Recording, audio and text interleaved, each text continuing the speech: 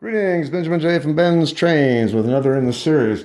Well, a follow-up on that Marx 999 that arrived. As you see, I've done a bit of touch-up on it, and it is more than respectable looking.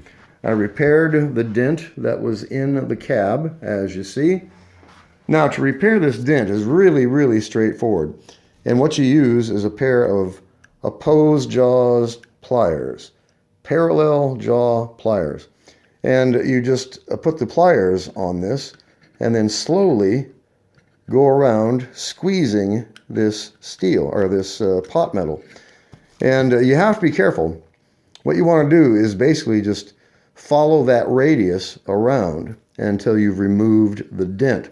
You don't want to try to grab this and bend it. If you do that, you have a risk of actually tearing the metal, and usually right at a corner. It will split, and you put a lot of pressure on it, it'll literally tear like a piece of cardboard. So anyway, it's really straightforward to repair that. And as you see, if you didn't know that had been bent, you would never know it was. And a bit of judicious touch-up with a ink marker and a couple of drops of motor oil. And as you see, this looks more than respectable. It runs nice.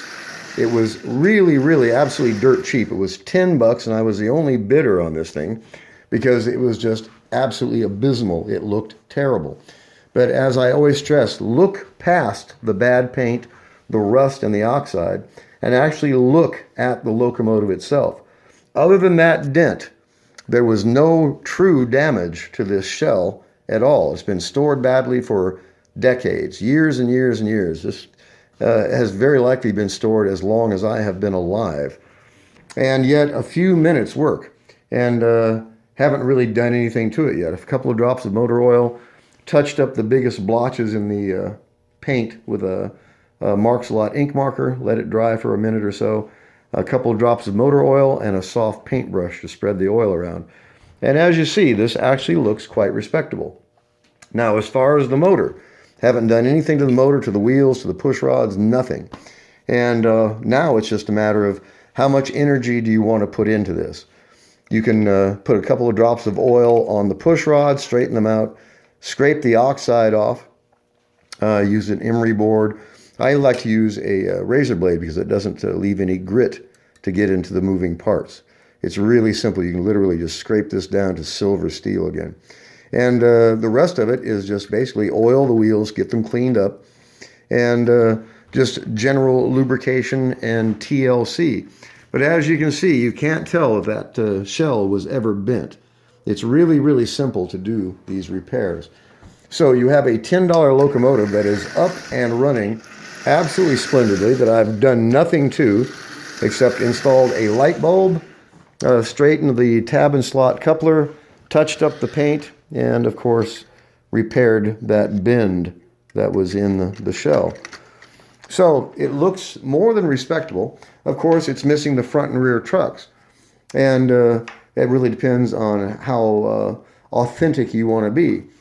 If you're looking to get into model railroading on a budget, who cares whether it has the front and rear trucks? It's a running locomotive. You can always upgrade. Of course, you can always buy a better locomotive or buy parts and repair this one. But as you see, for $10, this runs just absolutely splendidly, and I haven't done anything to it yet. Literally a few minutes time. Straightened out the dent that was in the rear of the cab, an ink marker to touch up the splotchy paint, a couple of drops of motor oil, and that is it. This is running really well. And that's pulling 10 litho cars at about 35% power. So let's take it up to 40%. I doubt if I could run it at 50%, it'll probably derail. So there's 40% power. And you see that is flying around this rail pulling 10 cars.